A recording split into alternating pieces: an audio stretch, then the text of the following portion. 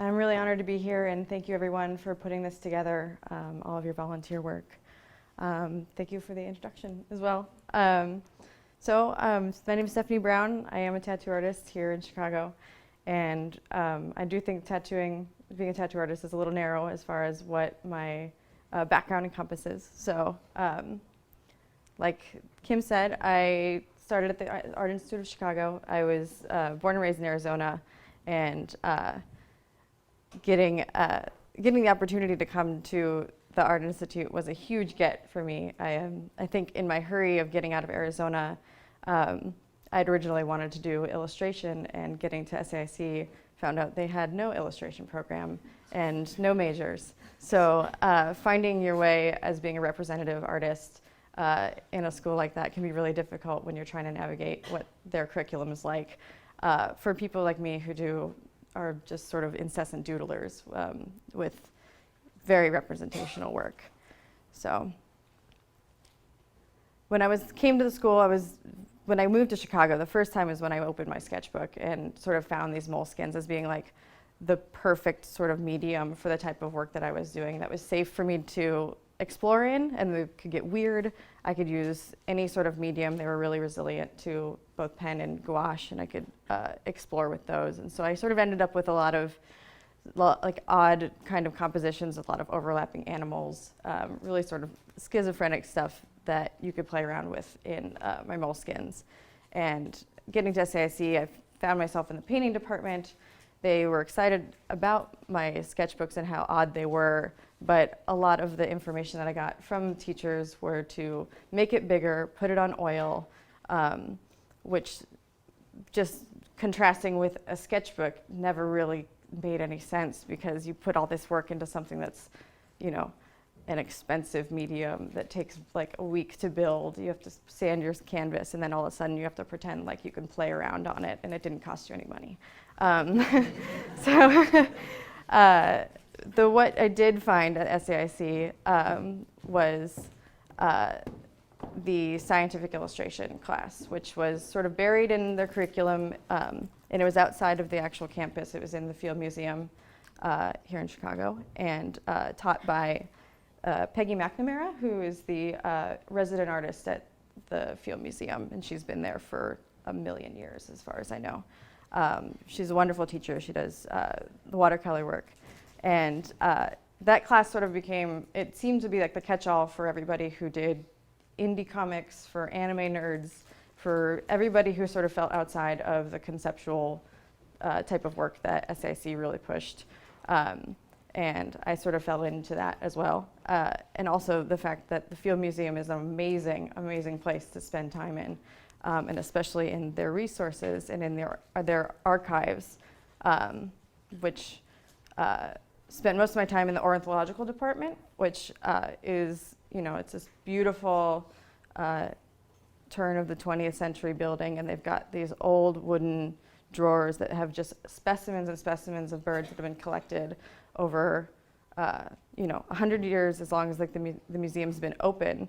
And you could find birds of paradise, you could find extinct birds, and any sort of thing that you could work from, you could use. And my sort of like nerd science brain like went crazy on this, the fact that I could have access to all of this stuff and paint from them and learn from them and handle them.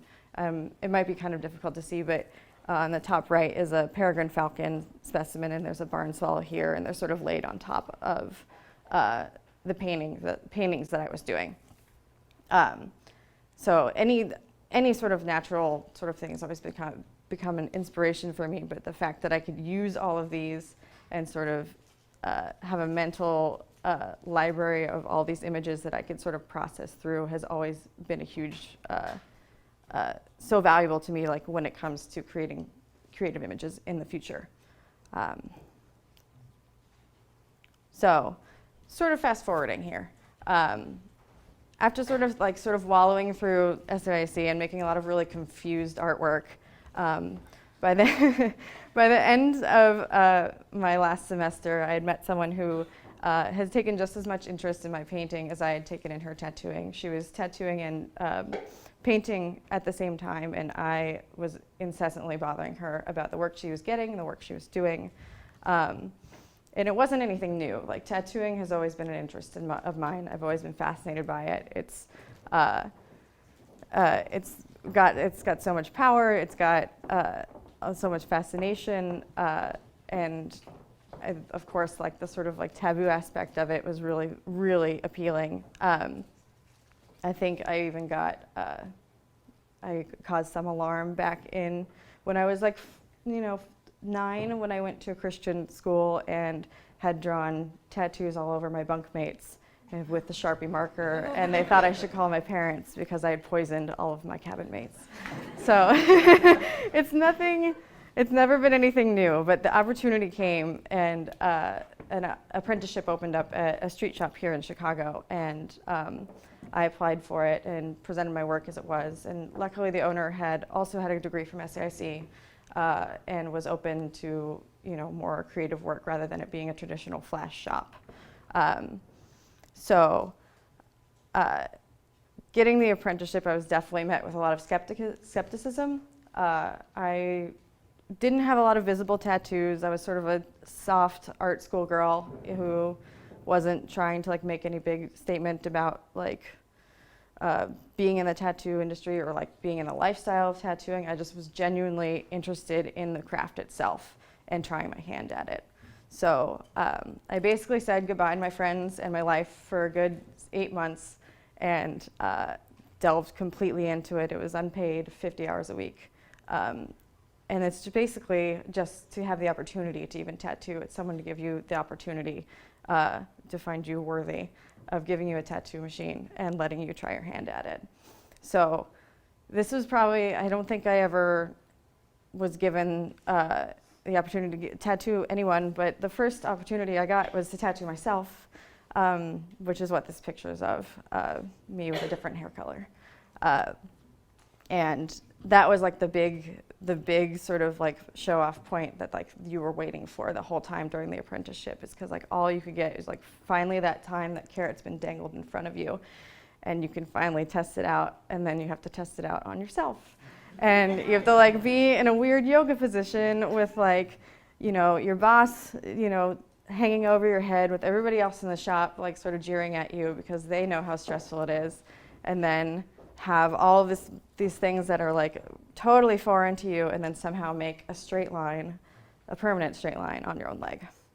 So if for what you're wondering, it's still there. It looks like a tattoo. It's not the worst.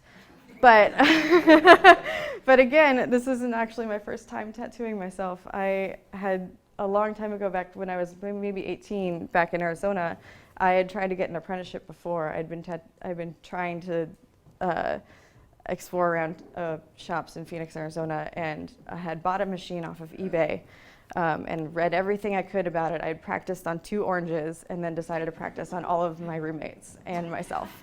So you can kind of see there's a bad little, it's a little alligator and some initials that are, back from when I was 19. And they're still there, which goes to say something that maybe it wasn't that bad in the first place. But when you're in a street shop and when you finally get the opportunity to actually take walk-ins, because that's when the only time you can really get actual clients to work on, other than all the art school kids, because going to art school gave me a great wealth of practice material for people who wanted free tattoos. So getting those walk-ins are the ones that are when you get really, really nervous about, because they're the sort of wild cards. They come in the door, you're not sure what you're going to get. You're not sure what you're going to get as that person. You're not sure you're going to get for what they want, which, I got all sorts of kind of stories from that. There's, but for what you're doing, for the first part, you're basically a bit of a Xerox machine. It's what the person's bringing in. It's usually printed off the internet. We were a custom shop, so we didn't have flash on the walls, which meant we were expected to reproduce these images really quickly, but also with the sort of custom flair, which meant that the idea was to draw them all ourselves, but in a matter of time usually didn't happen that often, because you have an inflow of people who come in, and people who come in have money, and the flash shop operation is basically to make money in the first place. So every time you get a walk-in, you'd really, really hope that you would give you an idea that had something that you could play off of, that would give you like an inkling of something, or they would trust you enough to just sort of be like, no, this is a better idea. And you know, a lot of the ideas that came in the first place were not great ideas at all. So you would do the best that you could work with, and enlisting the trust of your clients that had just met you to try to just sort of push them towards things that were either interesting for you to do or interesting for them to have as tattoos that they could also be excited about. And gotten from walk-ins, they're really amazing people who just sort of like ended up with me through like the luck of the draw, whether my other coworkers thought that I'd be good for the piece or something like that, but they're people who come back to me over and over and over again. And a lot of my clients have given me such great word of mouth that having the experience in a street shop, I don't think I could have made it to where I am now. And having a street shop experience gives you so much work ethic and makes you bust your ass, because there's no way that you're not going to be able to survive. You're not going to be able to survive there unless you are busting your ass. It was a lot of hard work. It was a really crazy time this first like 2 years at the street shop. But the street shops, there's chaos, there's a lot of egos, there's a lot of people. And although some people really thrive in those situations where there's loud music and there's a lot of people around and there's that sort of typical idea of getting a tattoo done, it was not conducive to my like overall creative work, which has always been, and as far as making actual creative work, was something more private and was something more controlled, and something that was never going to happen while System of a Down was playing. So,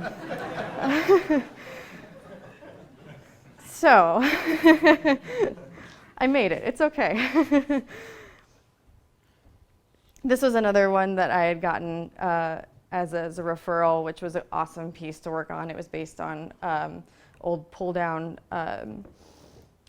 instructional diagrams from I believe, like the 1920s, of the anatomy of a rattlesnake.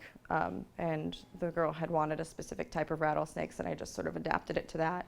It was a really fun piece to work on, and was really a sort of rare one, I think, that really exemplified what I was trying to do and was a really early hint at it.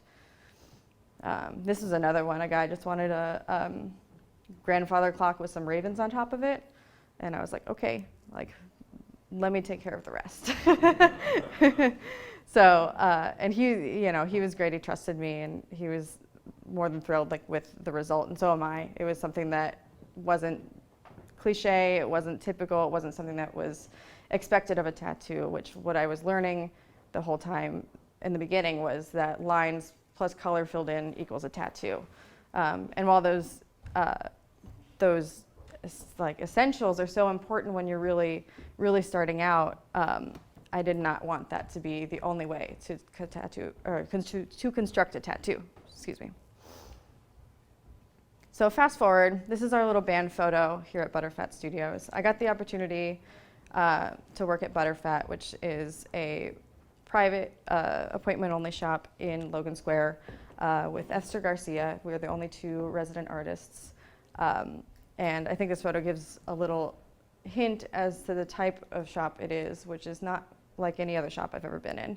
It's got natural light. It's sort of like mid-century, sort of law office styled. It's much more relaxed. It's much more comforting. And since it's appointment only, it sort of eliminates the whole chaos of like having walk-ins or having the door open or having like the loud music. It's only focused on the clients that come in and the experience that we can get them.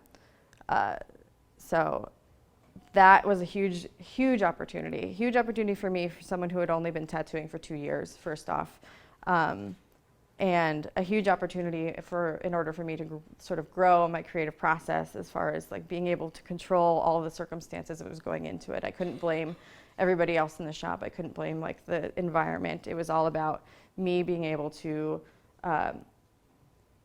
put forth my own sort of ideas with my own tattooings without any of the sort of things that would hold me back, like having to make money for somebody else or something like that. There's always those little underlying things that were really undermining the like true creative process of it.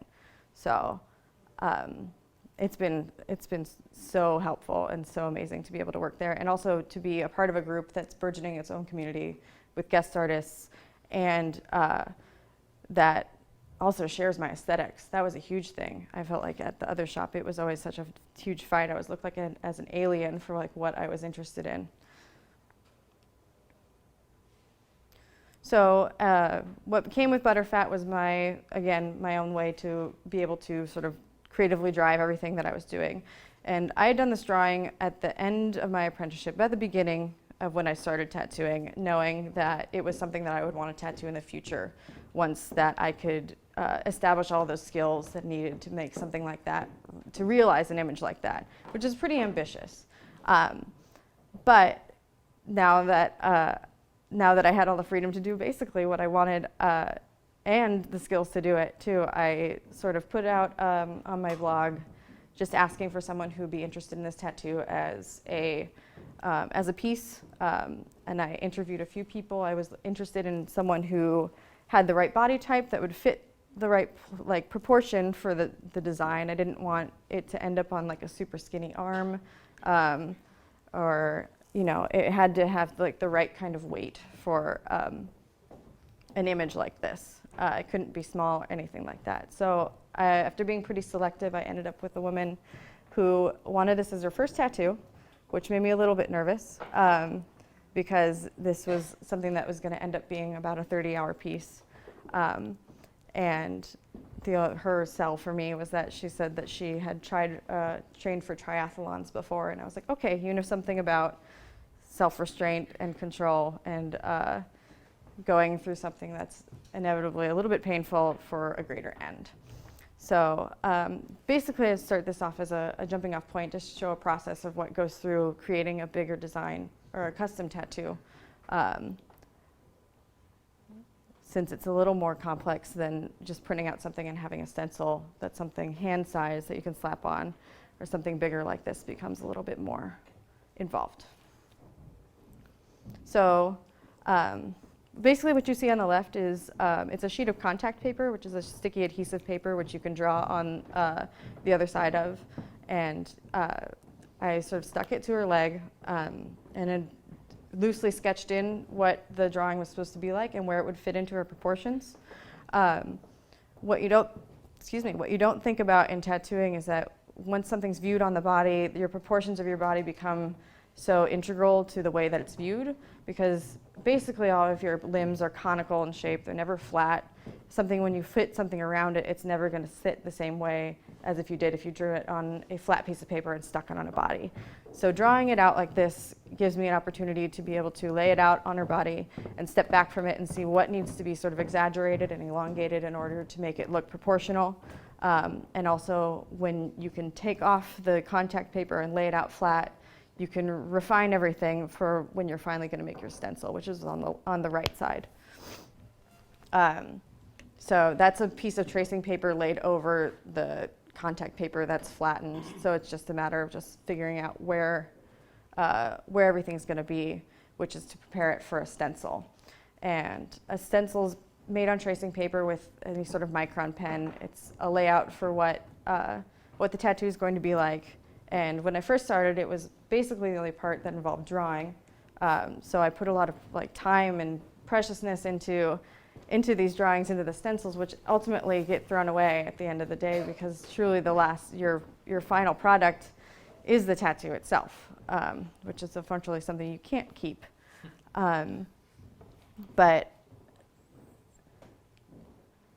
So this is on the left side here is sort of an image of what the stencil ends up like. It's a totally dated form of copying paper. They're done by machines that are done in the 70s called thermofaxes.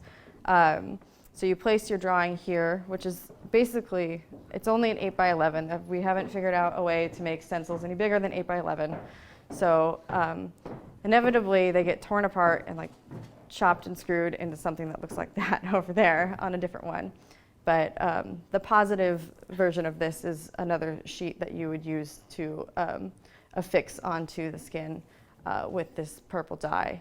And like I said before, as you put all this time and this preciousness into sleeves with these drawings can take hours and hours and hours on sheets of paper that are huge, you inevitably end up tearing them apart. And they're not always the nicest looking things when you get them on. There's so many variables which things happen when it comes to putting like a tattoo on someone, that it can be their skin tone, it can be a size, if you need to resize, if the client so decides that they need something different in a different place. Flexibility. As much as I don't want to be open to flexibility, you have to be open to a contingency situation because they always happen. And this sleeve on the right here is a combination of animals that this woman encountered in Costa Rica and the Galapagos Islands.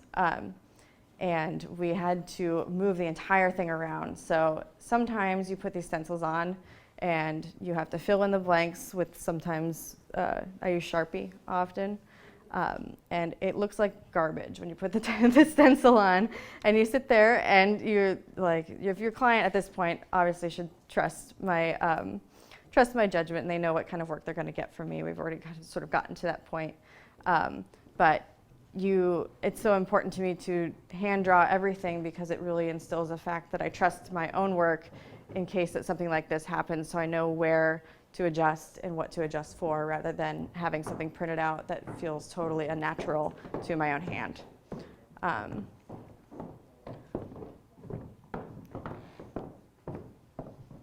So this is a basic setup for any tattoo. This is set up for a color palette.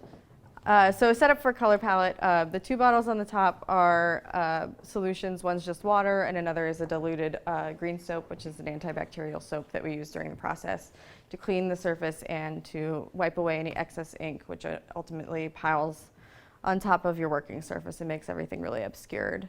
You have your razor to shave your hairy arms, a rinse cup, which just serves as to rinse your material. Since it's basically your machines are like your brushes. It's really similar to a color palette in painting, where you would work from dark to light. I try to group them by neutrals to warm and cool tones, with the highlight colors at the top and the whites at the very edge, just to prevent cross-contamination when you're sort of dipping across. And although ink colors are becoming much more interesting now, in the past like 5 years, and they have in a long time, they still act sort of as like any pigment would. You can mix them in the cup together, you can mix them on the skin, but instead of like what I know about painting, which is where you have a sort of typical, there's cadmium reds, there's ultramarine blues, and you know what to expect from those colors. All of these different manufacturers make all sorts of different colors that have all different kind of values. So you know, one person's dried blood will look like a burnt umber. Same with like cadmium reds or like a lipstick red. The names are terrible. And typically use 2 machines, sometimes 3, sometimes 1. Each machine is tuned to sort of a different purpose. The lining machines are a little faster, a little harder hitting for a solid line, which you equip with a needle that is a grouping of smaller needles, anywhere from like 3 to 7 to 14, depending on your purpose. And the grip and the needle that you see is always a single use. They're in pre-sterilized blister packages, and they're thrown away at the end of every session. Never ever reused for any purpose. And then the shader is much like a brush, where it's more spread out. You have either an odd number of needles set out in 2 layers. So, and it actually you have a really beautiful effect in tattooing in the gradients, where you can imitate a lot of work like painting or drawing, which I can show later in this other drawing. So this is after the first session, which was just the line work. And since this was her first tattoo, I was a little more cautious with her, just to make sure that she wasn't super twitchy, or how long she could sit for something, which is a huge factor in tattooing. It's very much a collaboration with your client, that you're putting someone through a pretty intense experience, and that becomes very intimate because you're the person sort of taking care of them, and you have to know how to talk to them and have a little bit of bedside manner in order for them to get through the experience with them. Some people have no problems, but others need a little more coaxing.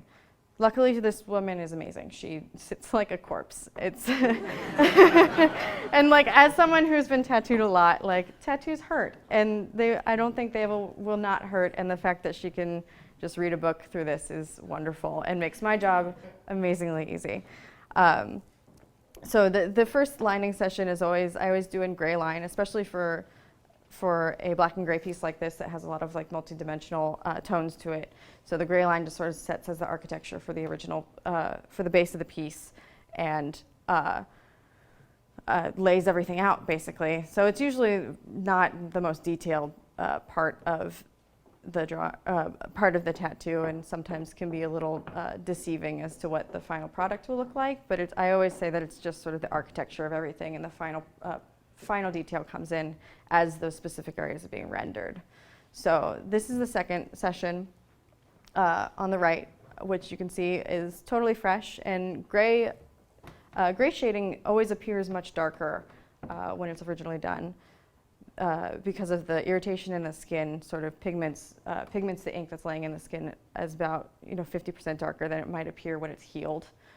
So depending on what your skin tone is like and all of that, it really depends per person as to what they hold on to and what their tonalities are going to be like in the tattoo. And you can adjust by skin tone, about the type of skin, about what kind of tattoo you can really pull off with them.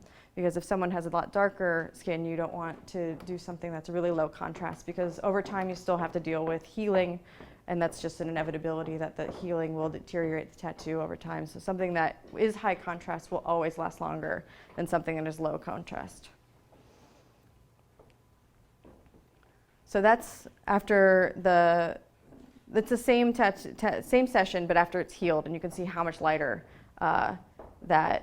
that gray is, especially in the smoke, especially here. It's practically like, it's such a light wash afterwards. So that's like, after that first session, you can really tell where you're going to stand with that person about how everything's going to lay on them. And then from here on out, it's been a matter of layering up these tonal qualities that I find is easier to do with multiple healing sessions. It's sort of like returning to a painting afterwards. You can step away from it and get fresh eyes and be able to put down another layer of contrast if needed, and it gives it just that much more level of depth than something that I think you just hit once. So a matter of like building up this contrast in this smoke, making it a little more airy, and then blocking in all the black areas in the back really like blasts forward the contrast in the wing itself, and where you're sort of getting that like lumosity from the lamp that's eventually going to get pulled in there.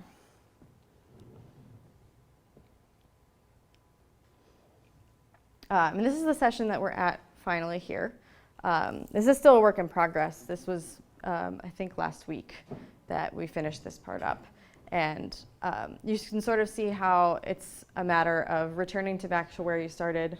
It's kind of like building it up like this. So if you start here, you can work down to here. And the next session, you work from here down to here. And you slowly build it down until you have something like this, which has so much dynamic sort of contrast through the whole thing that you need to block down this black area here in order to make the lightness in the top make sense. So I think we probably only have a couple more sessions left. It's gone incredibly quickly with her. But having this piece come to life has been so rewarding for me as something that I had started 2 years ago as just a drawing, as sort of an inkling of like what could be possible for me in the future for the tattoos that I'd be doing. That's incredibly rewarding, and the fact that people were interested in the work that I had put out there just as a curiosity was very, very encouraging as well. And I think in the future, I have lots of clients that come to me with ideas, and it's sort of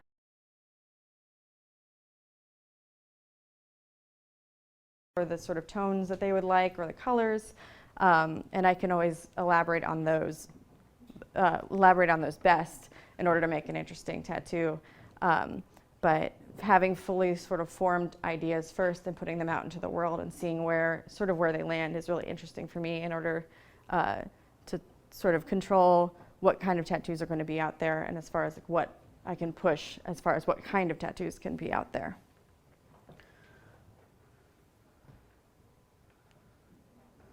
So here's another one that was sort of like a client came to me with very, very few.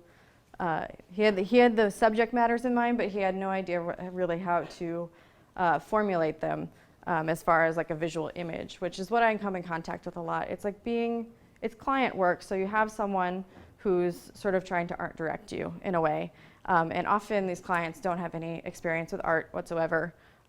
So their language is really, can be really confusing as to what they want in their tattoo. So it's a matter of sort of like figuring out what they mean by the things that they say and really parsing down what is the essentials that they want from the work, and what I can sort of expand on into something else. So I knew he wanted an octopus and he wanted wings, and then he wanted a botanical element. So, which is, is like pretty bare bones as far as like what I have to work with. But, he came to me with the full trust that knowing and seeing the work that I had done before, that I wasn't going to come up with some sort of scribble, that I was going to come up with something really great. And he had cited some other tattoos that I had done as far as style-wise of what he was interested in. So we came up with this crazy octopus thing. And this is the kind of work that I really enjoy doing, and I really find that really clicks with the painting training that I had. And I don't think I would have been able to make without having the formal training as far as like color theory and all of that goes. Because once you sort of like zoom in on the macro sort of side of this, the way that it's rendered is really similar to as I would render some of my paintings. And especially doing this talk, I've been able to go back and sort of review where my work has been and where it is now, and especially the work I was making in school. And even there are some figure paintings that I've done that use the same sort of modeling techniques and color combinations that I find in my tattoos currently. So even though that tattooing is my main bread and butter, and it's something I truly love doing, I definitely still paint on the side, and I don't think they're exclusionary. They definitely inform each other. So to me, it's very important to maintain a practice of painting outside of just tattooing in order to sort of keep both those things fresh, because they definitely intersect. And because tattooing is such a high volume sort of work, it's really important to keep yourself educated and keep yourself moving forward as far as your own personal growth, both artistically and what you're looking at and what you're producing. So this theme of this talk is rebel. I was thinking a lot about that term over the past month or so, and I was asked the question of whether I consider myself a rebel. And I didn't really know how to answer that. I didn't want to say yes just because I assumed myself some sort of like James Dean type of suave, like something with some like sort of intention. But I couldn't deny the fact that I've always been sort of like an artist weirdo doodler the whole time, where if anything was asked of me, I'd rather be drawing. I'd have my head down drawing the whole time, like I talked about in my Christian camp that I went to.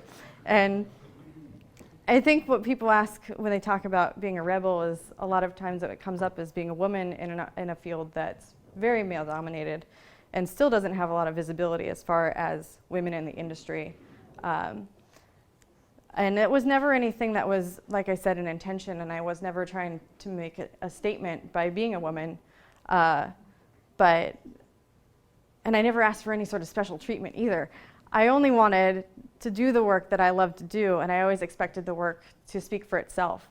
And I really truly think that's happened because the work that I've been doing has been attracting people of likes, aesthetics, and interests with work that's interesting, that sort of responds to me, and we produce interesting work.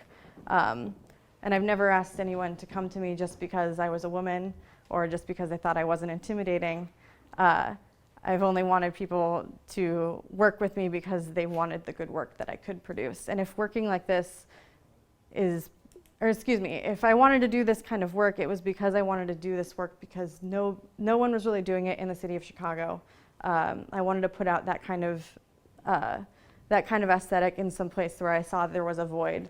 There's a lot of traditional Americana history here, which is amazing, but I think there's so much room for growth as far as like the way this industry can be viewed and the way the type of work in this industry can be viewed. It's so notoriously stubborn to change.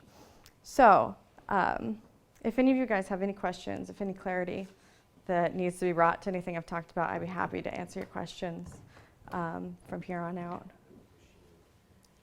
What was it like transitioning from sort of analog materials into a weird, vibrating, heavy tattoo machine?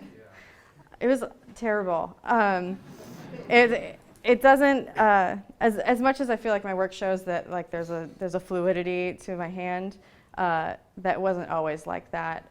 There's a lot that goes into making a tattoo that isn't just about the machine itself. When you have your setup, you have a pedal which controls the power supply, which is like a variable voltage power supply, which is connected to a cord, which connects to your machine, which is at least a few ounces heavier than any pencil that you ever used, and also vibrates while you're using it.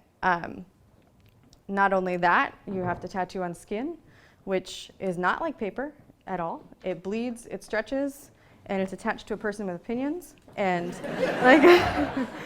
and there's so many variables as to what can make something go well and something go wrong.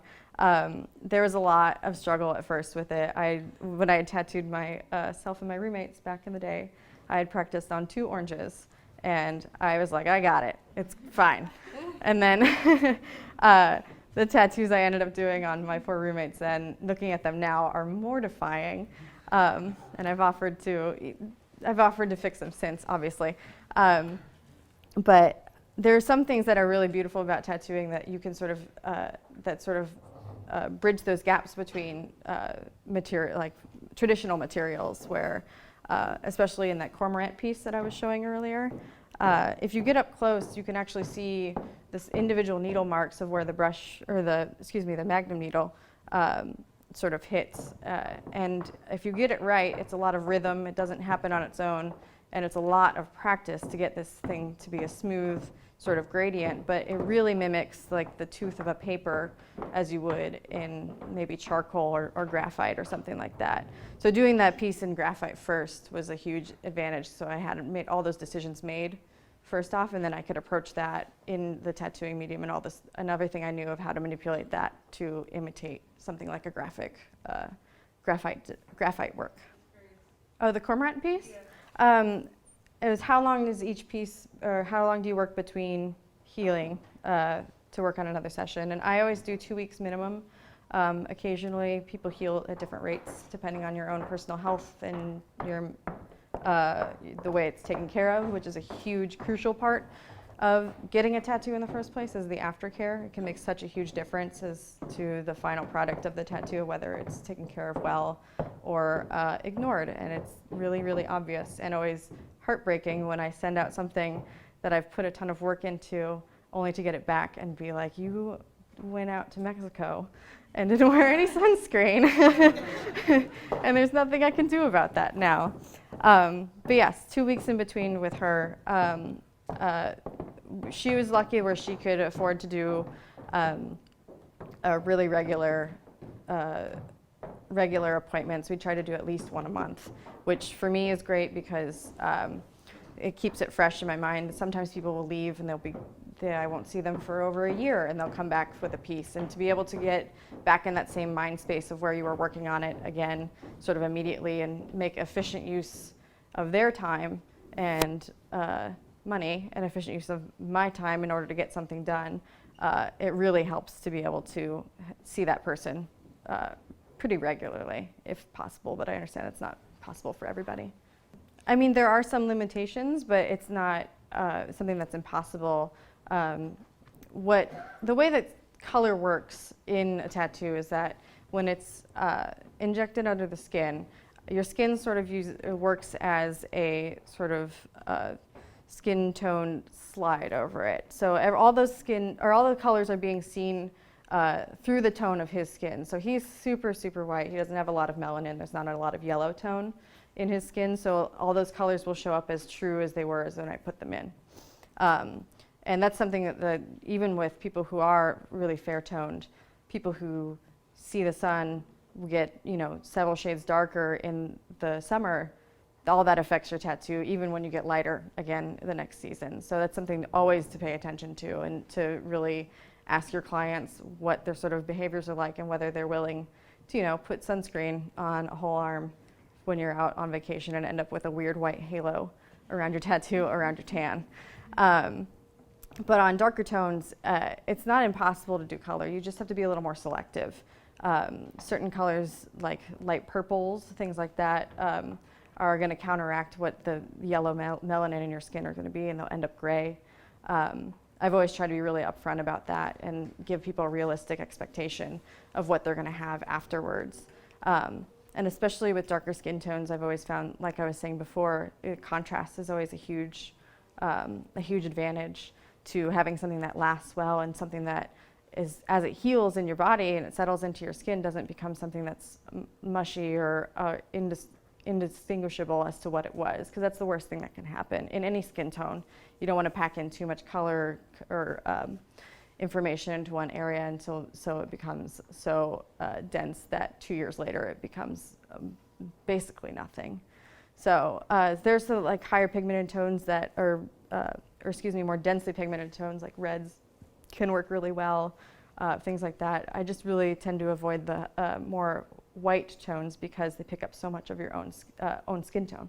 So it's a matter of just really assessing your client and assessing what their skin tone is like and what they're willing to work with, and coming up with something that would suit them best and would suit them over their lifetime as well. Back there? Sure. How does your approach change when you're doing cover-ups? For cover-ups? Yeah. How does my approach change for cover-ups? It does quite a bit, because each cover-up is always an individual project in itself. I've covered up so many different things, and so many different things that are an amazing look back into what tattooing was like 15 years ago. Lots of bad fairies, lots of tribal, lots of things like that.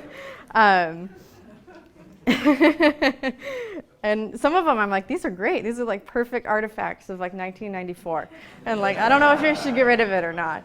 But so depending on what the person wants for their cover-up, there's limitations. You can't I've had people with tribals ask me to turn it into some airy henna piece, which doesn't work. You can't deny the fact that you have a big solid black thing under that. Ink does not cancel each other out, but what you can do is sort of mask the mask that's underneath. And hopefully the tattoo that you're covering up doesn't have a huge amount of black. Lots of areas of faded color are great. If something that's 15, 20 years old, where it's taken its contrast down so much just from natural aging, you can do a lot of work with that, and just fresh black over it makes such a huge difference and makes that existing tattoo look so old. But what I try to do is, instead of just blasting over something by just pasting something on top of it, is using the negative space that exists in the existing tattoo to sort of open it up so it doesn't feel super dense.